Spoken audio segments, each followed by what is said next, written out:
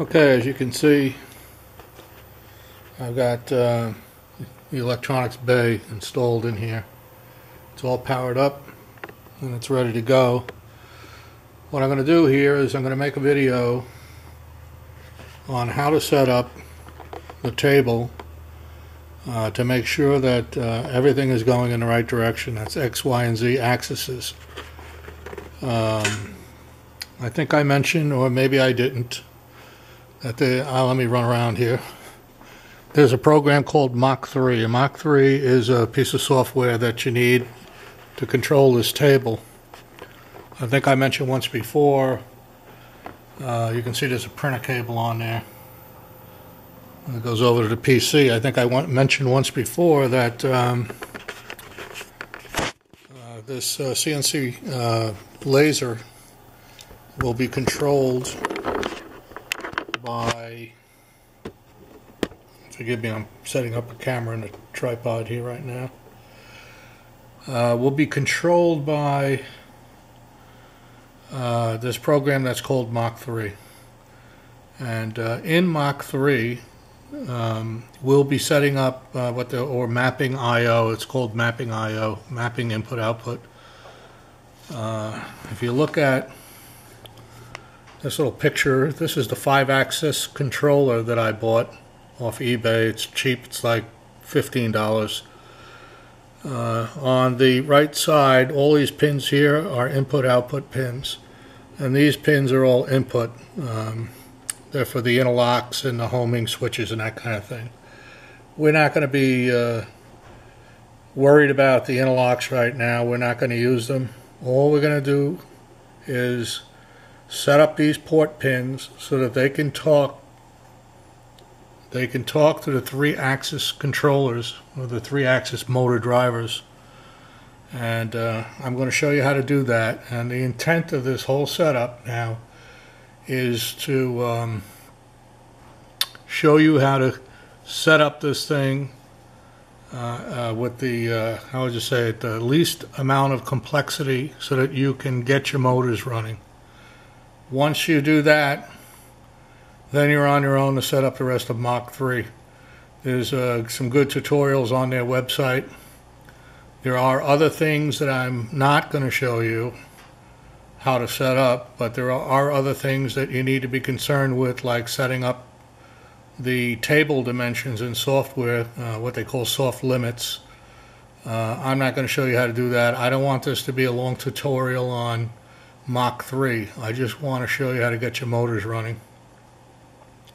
So right now, what I got up on the screen there, and hopefully that's going to show up.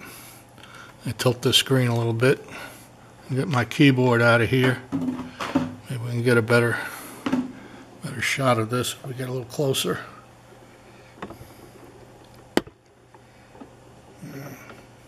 I can't get the whole thing in a shot here, but let's see up on top here, that's the 5-axis controller. I'll be referring to this instead of the schematic because it's easier to read right here. But anyone that's interested in looking over a schematic and seeing how you wire one of these things up, I'm going to be posting this on a public website where you can grab it and download it. It'll be in a PDF. But you can see there's the 3 motor controllers, the 3-axis motors, and the interface shown to the 3 motor controllers. And that comes from the 5-axis controller. And the printer port is on this side of the card here. That's plugged into the computer. Now, let me get this off my chest while I'm at it. This is the first time I ever built one of these, but I am a double E, and so I bought this stuff on eBay and thought I knew what I was buying, and I did okay. I bought everything I needed. This stuff is dirt cheap, by the way. These 3 cards I think cost me something like $12 for all 3 of them. But anyway, one of my peeves here is that they mixed terminology. They mixed it up. They didn't use the same terminology between the controller and the motor drivers. And the other thing they didn't do was what they did do, which is confusing, is first off, they don't give you a schematic, and you know, schematic to an EE is like Braille to a blind man. If I don't have a schematic, I really can't, I don't feel comfortable because I can't see everything that's going on.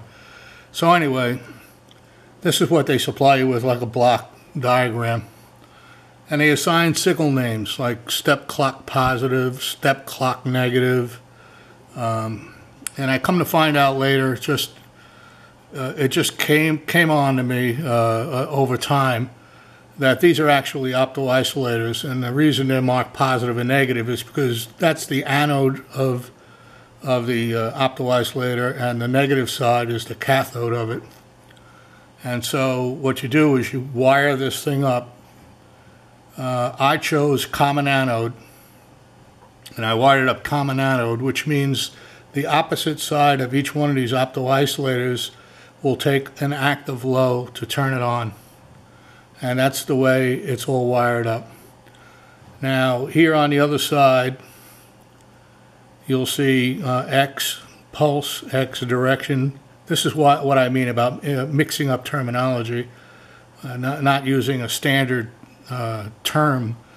That should be X step or X clock, whatever the industry you know, accepts as standard terminology. When I see X pulse, I don't know what the hell that means when I'm trying to wire it up to something that says step clock. So anyway, I figured it out, but other signals like X direction, that's okay because it's direct down here, but they, on the card, on the motor drivers, they call it CW positive and CW negative. They don't call it direction. So I put this on my schematic, the word DIR for direction, but what's on the motor driver is CW positive, CW negative.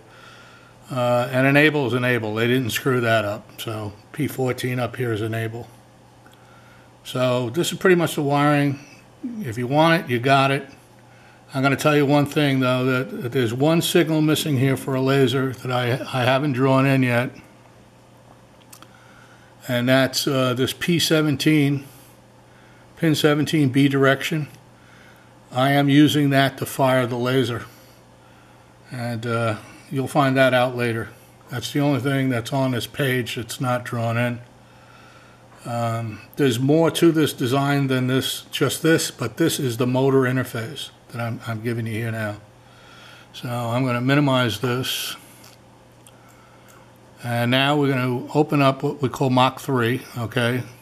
And that's the program, software program that controls the, controls CNC machinery. It doesn't matter whether it's a laser or a router or what it might be. I'm going to open it up. And since this is the very first time, first off, I've got two laser profiles here, okay? And I'm going to delete one. And one of them I've already set up, and I'm not going to fool around with that. But when you first open up Mach 3, you're not going to have a laser profile there, okay? The easiest way to set up a new machine, even though this is maybe a different machine than what you've had before, I have a router, okay? And the easiest way, by the way, this router profile comes with Mach 3. And the mill, turn, and the plasma. They give you those four basic machines. The easiest way to set up Mach 3 is to clone one of these and then modify it for your own use. And so a router table works almost exactly the same as a laser table. It has an X and a Y, and it has a Z. This laser table has an X and a Y axis. Those are the cutting axes. The Z axis really isn't used like a router, but nevertheless it has a Z axis motor drive. So what we're going to do is we're going to create a profile, click on create, and then you see up here it says clone from. I'm going to tell it to clone this router profile, and I'm going to give it a new profile name. Pull laser 2 and click OK, and then select it, highlight it here, laser 2, and click OK. Now when it opens up, even though we're calling it laser 2, it actually has all the parameters that the router had. So let me see if I can get this. It's hard to photograph a screen.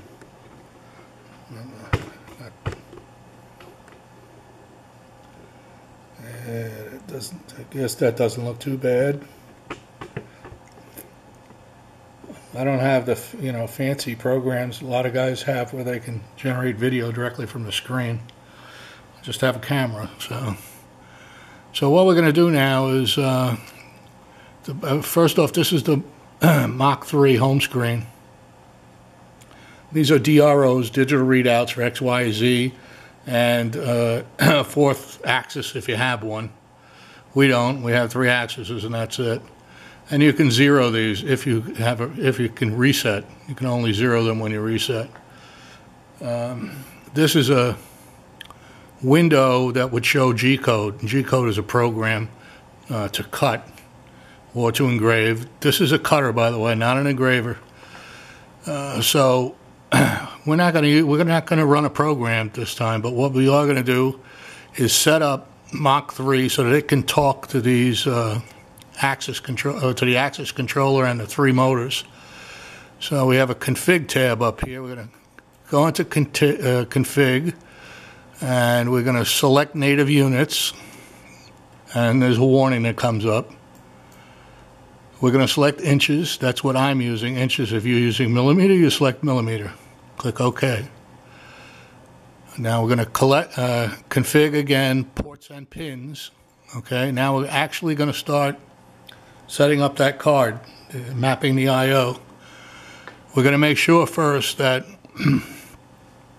this comes up by default, by the way. 378 is the port address in 99.9% of Windows computers for the integral printer port. What do I mean by integral printer port? I mean the port that's on the motherboard. That's the address, 99.9% of them. If there's an aftermarket printer card plugged in, it's going to have a different address other than 378. The way you verify or check whether it's 378 or something else is you got to get into the device manager. You look for your printer output ports or ports, and it'll tell you what the address is. I happen to know that this is the right address. Now we got a series of tabs up here, and we're going to be setting some stuff up here. So this is good. Ports enabled, 25,000 hertz kernel speed. That's good. Nothing over here should be checked. Nothing here should be checked. So we're going to go to motor outputs, and this is where we're going to start mapping. Now remember, what's set up here now was for the router. Okay, it's not for us. So we're going to go to my list here. And what we're setting up here now is X, Y, and Z. The pins, the step pin, or what they call clock here, clock, direction pin, and the enable setup somewhere else, because it's only 3 signals that the motor drivers require: a step, a direction, and an enable. So, and these are the pins they're going to do it. So let's look at the X right here. And X pulse or X clock is on P2, and X direction is on pin 3. So we're going to change these to step is 2, and direction is 3. And in this system, we're going to use an active low for direction, so we're going to check it, and an active low for the step. We're going to check it. By the way, this is the only, this 5-axis controller is port 1.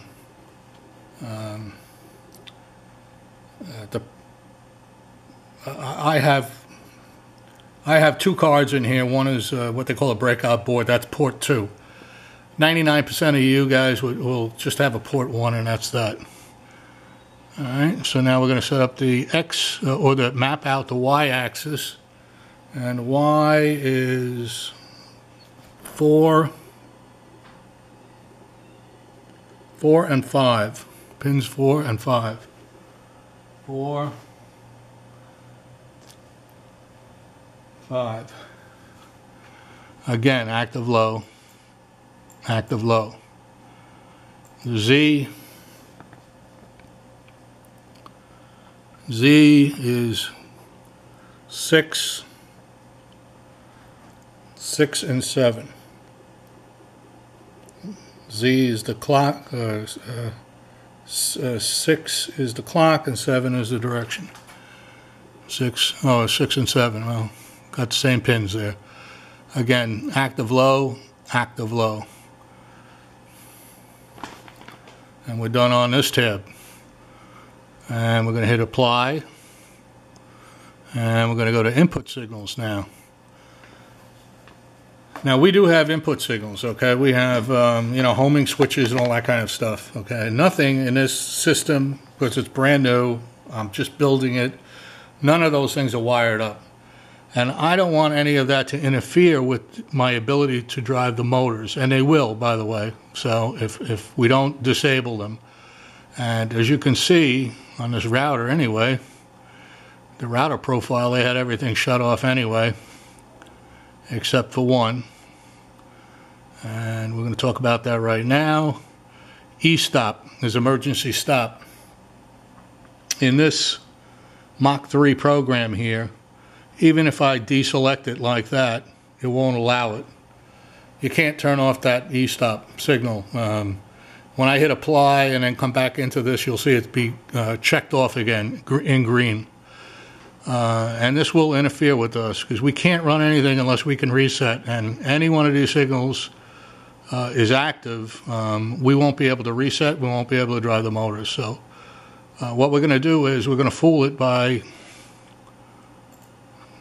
you can leave it, shut off there, but it's not going to matter. It will ignore that. We're going to change that to port 0 because there is no port 0. Okay, and that effectively turns it off. And we'll hit apply. Output signals, we have an enable. One enable. And that one enable enables all three motor drivers. And enable is on pin 14. I don't know if the lighting's good enough for that to show up on, there it is, enable, P14, pin 14. So we got enable 1, port 1, pin 14.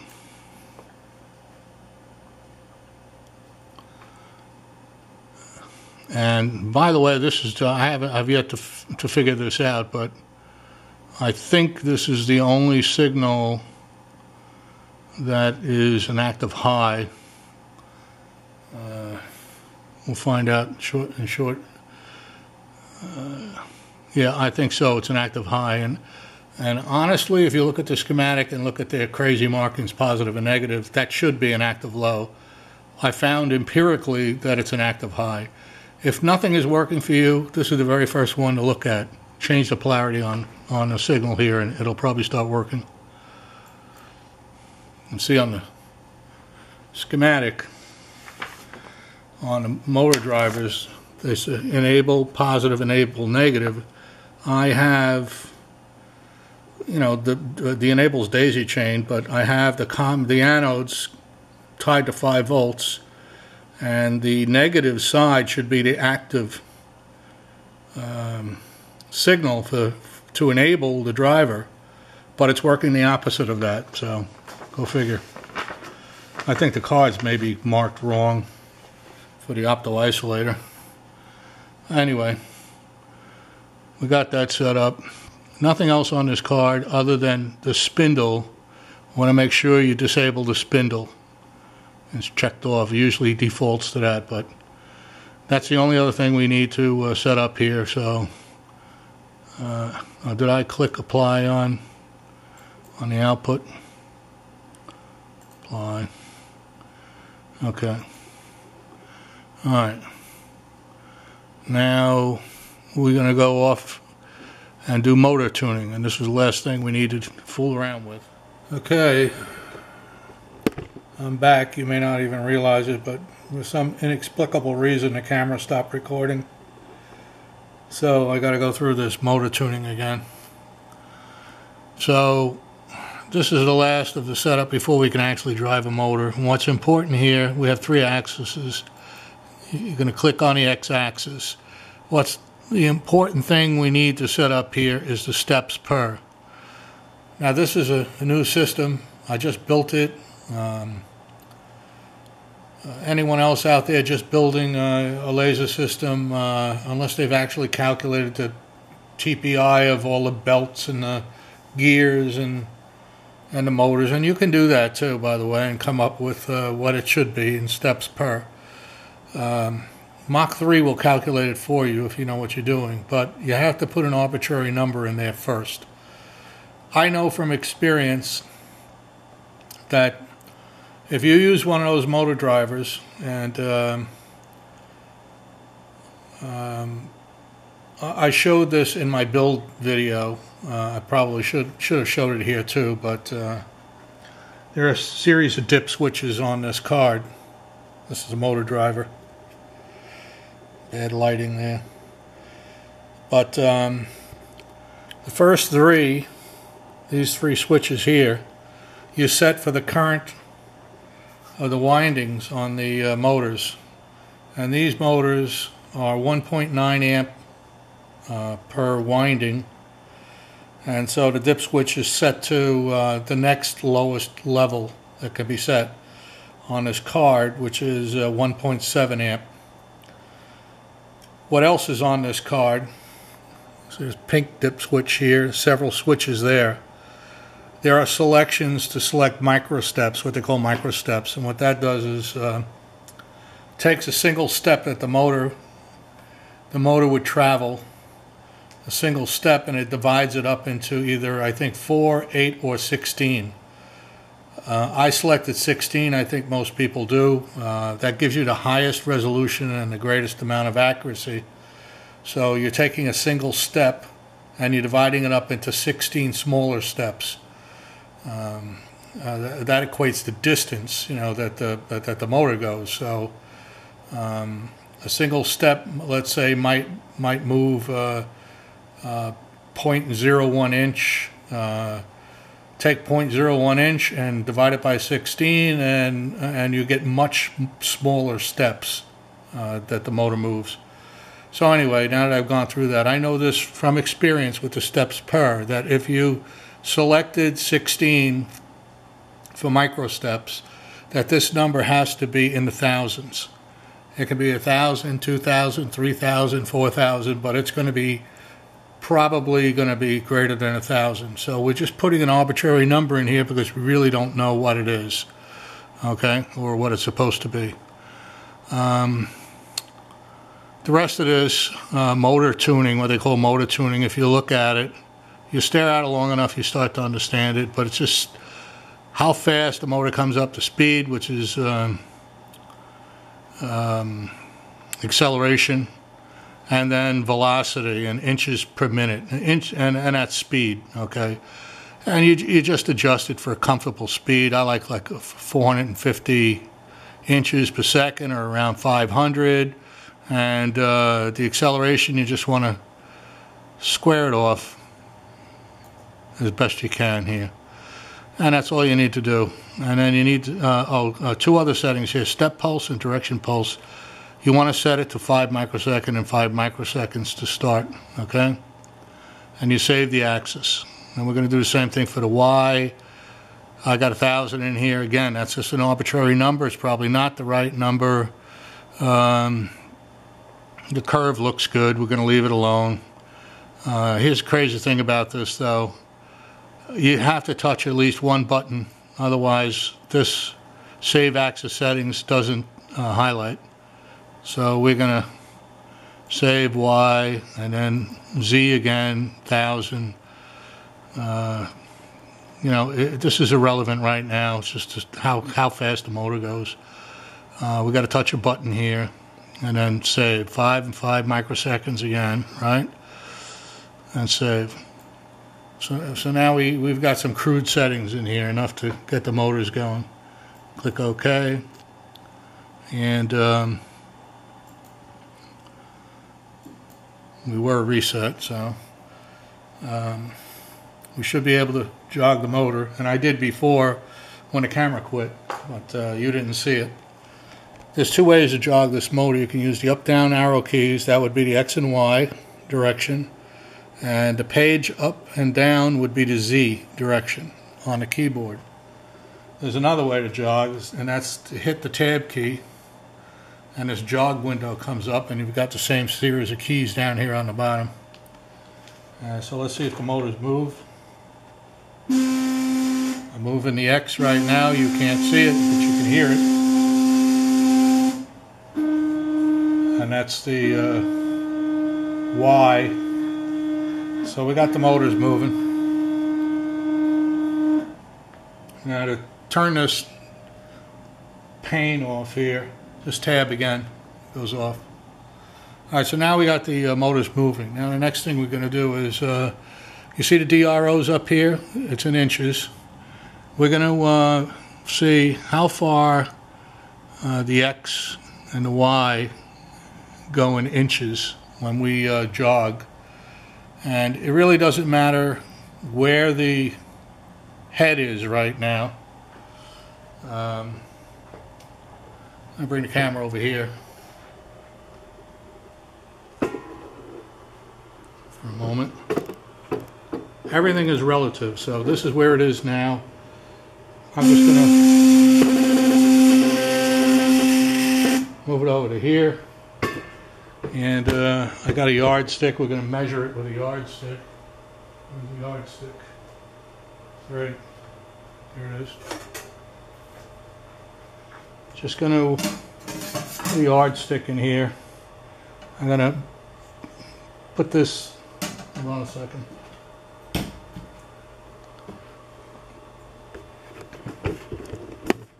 I'm going to do is, I've got it lined up on the yardstick. This is hard, I got the tripod on this thing right now, but it's lined up on a 10-inch mark. I'm going to move it in this direction 5 inches, and let's see how far it goes. And I can tell you that it's not going to go 5 inches because the steps per is not set up right. So let's see.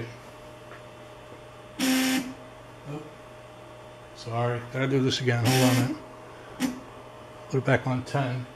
I forgot to zero out the display here. Z, okay. And I gotta take this camera out of here because it's in a tripod. I can't move around easily.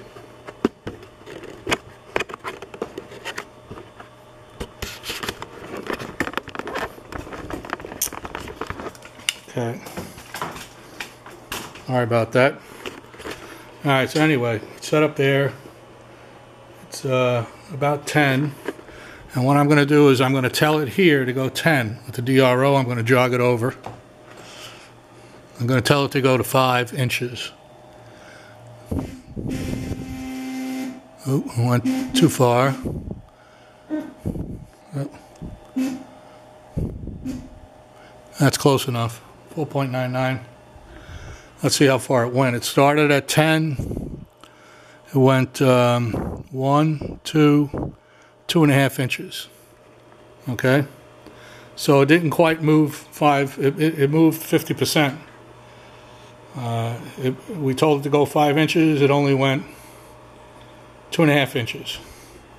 And so we're going to put this back on 10. Or 12. It doesn't matter where we put it. It's all relative.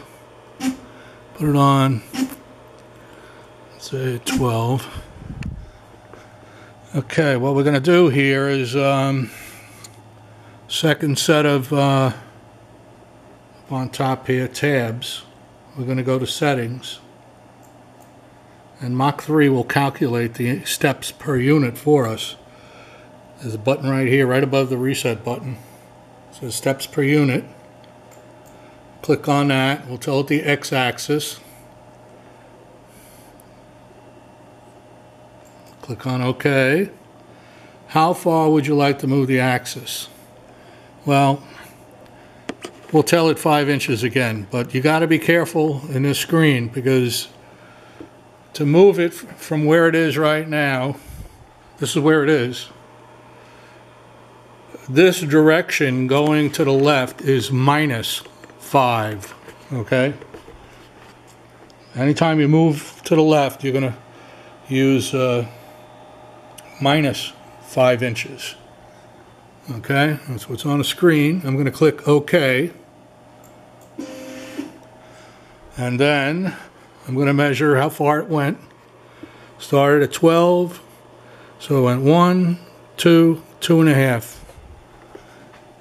And here's this question on the screen. It says, how far did the x-axis move?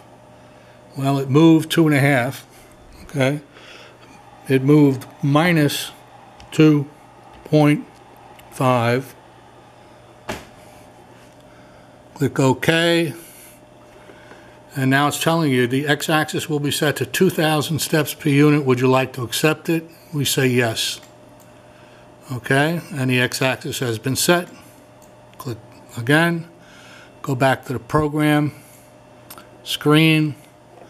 We are going to verify that it's going to moves 5 inches when we tell it to move 5 inches. So I'm going to set this arbitrarily up to 10. And it should move to 5 when I jog it. First, I have to zero this out because it's all relative to where it is right now. Where it is at 0. I tell it to move -5. I can't tell it, I have to jog it.